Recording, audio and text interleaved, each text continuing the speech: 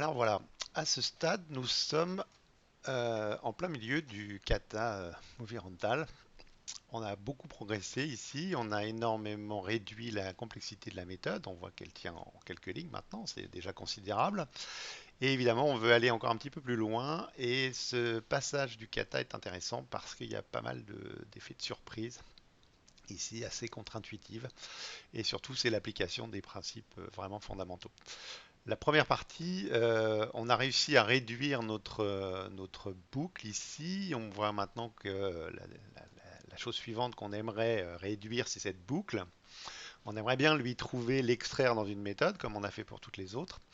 Et effectivement, là, on rencontre une difficulté. On a du mal à trouver un nom pour la méthode qu'on peut extraire. Et d'ailleurs, ici, on n'arrive pas à l'extraire correctement. Il y a des variables, il y a tout ça.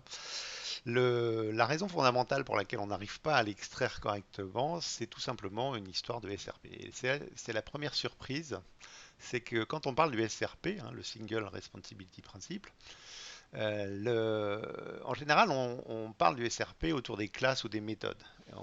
Ce qui est une des premières surprises ici, c'est qu'il s'applique aussi à des morceaux de code comme des boucles. Et donc, le principe ici, ça va être de compter les responsabilités de cette boucle.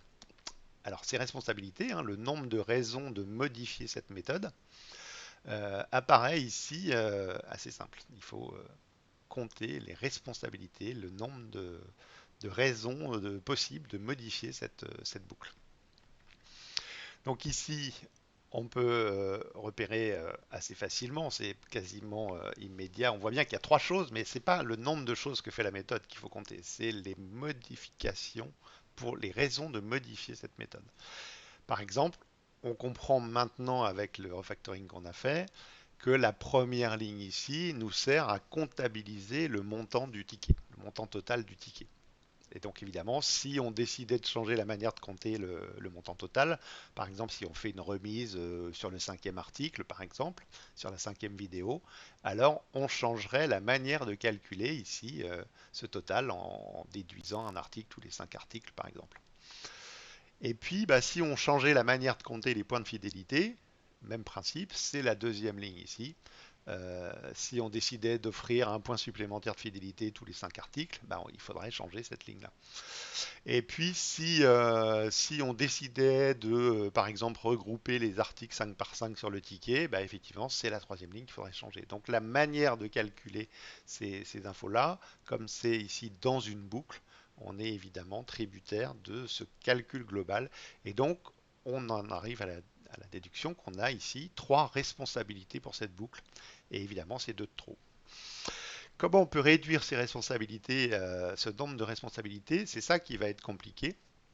En fait, on peut pas réduire le nombre de responsabilités de la boucle. Il faut bien que ces trois choses-là soient faites. La deuxième surprise dans ce cas-là, en fait, c'est de se dire, bah, puisque je ne peux pas réduire la complexité de la boucle, rien n'interdit de recopier la boucle et de faire trois boucles. Alors ça, c'est évidemment extrêmement surprenant, c'est contre-intuitif.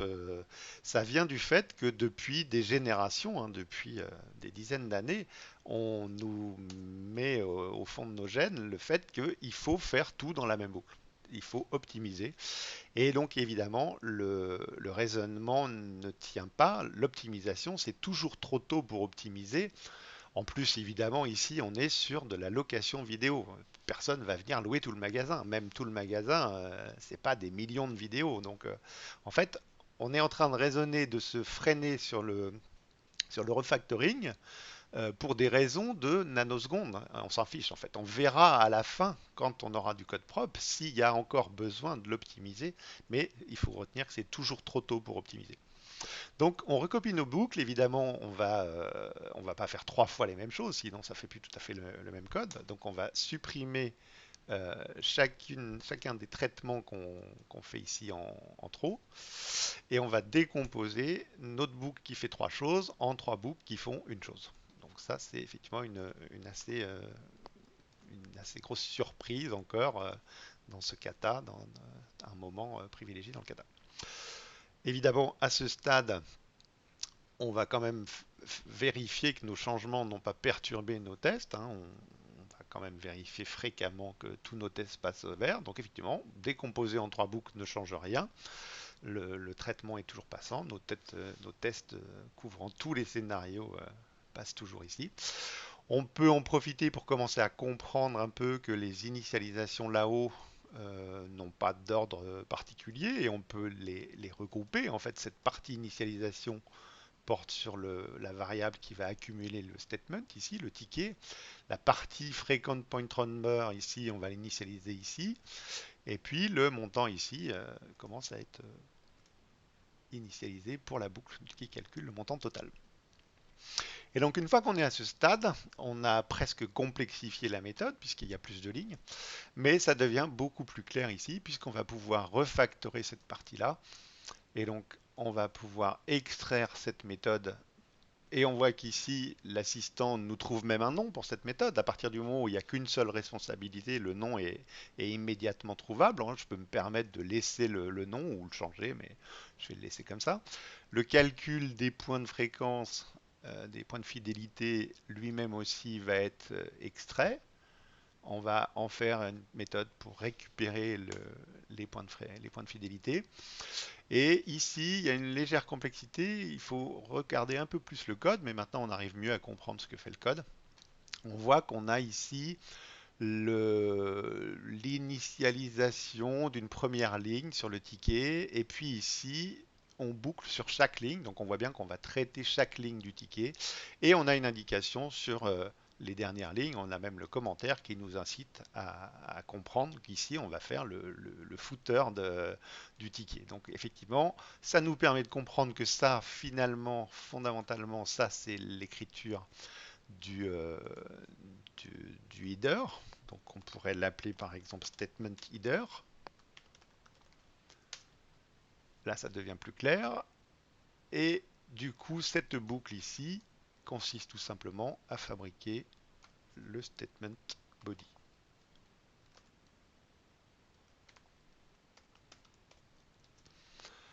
Alors là, on retrouve un mécanisme qu'on a déjà rencontré plusieurs fois. Le fait de passer en paramètre le retour ici, c'est très bizarre. Donc on a vu qu'effectivement, on initialise une variable avec le header et on va cumuler dedans le body, puis ensuite les lignes. Donc effectivement ici, ça va plutôt être une incrémentation et on ne va pas passer le paramètre, ce qui va nous permettre ici d'enlever ce paramètre pour l'initialiser comme ça.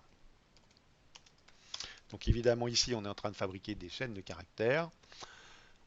Donc on initialise une chaîne vide. On peut vérifier à tout moment que tout est toujours OK. J'espère que tout est toujours OK, c'est le cas. Et donc on peut passer au dernier morceau, le footer ici. Il nous suffit d'extraire toute cette partie-là.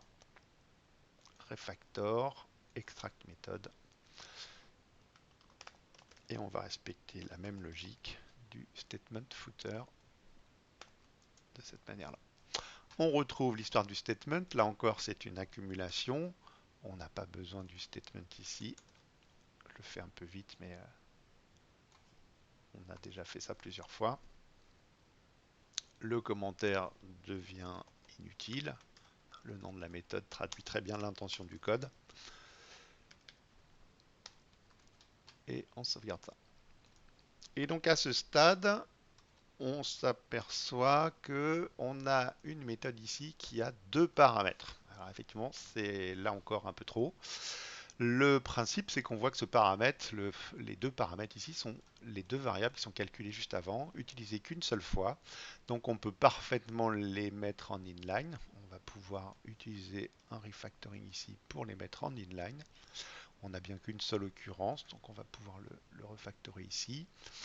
De la même manière, le montant total peut être refactoré ici. En fait, on aurait pu faire ça encore plus simplement en une seule passe. Et puis, bah, effectivement, on passe des résultats ici qu'on peut très bien calculer directement dans le statement. Et donc, effectivement, c'est ce qu'on va faire ici. On voit qu'on passe le paramètre pour le mettre dans l'affichage. Et on voit que fondamentalement, ce paramètre peut être calculé ici. Donc, je vais à nouveau le refactorer en refactor ici. Et ce frequent point ici, je vais le refactorer à nouveau Et donc j'ai plus de paramètres sur ma méthode. Le code ici est parfaitement compréhensible. Et magiquement, ma méthode statement ici ne fait plus maintenant que 4 lignes qu'on peut à nouveau condenser, puisque finalement on a une variable, on accumule dedans. On peut encore utiliser un petit assistant ici pour les condenser, les join, et finalement on s'aperçoit que cette variable n'a plus besoin d'exister. Et donc on voit bien ici l'intention du code. L'intention du code, hein, fabriquer un ticket de caisse, ça consiste à fabriquer l'entête du ticket de caisse, le corps du ticket de caisse et le footer et à concaténer tout ça. Et donc effectivement, on arrive à une responsabilité et une intention pour ce code qui est parfaitement déclarée. Et la responsabilité unique de ce code, c'est d'orchestrer le calcul de l'entête du ticket, du corps du ticket, du footer du ticket, et de concaténer tout ça. Si j'ai besoin de changer quelque chose, j'ai qu'une seule chose à changer.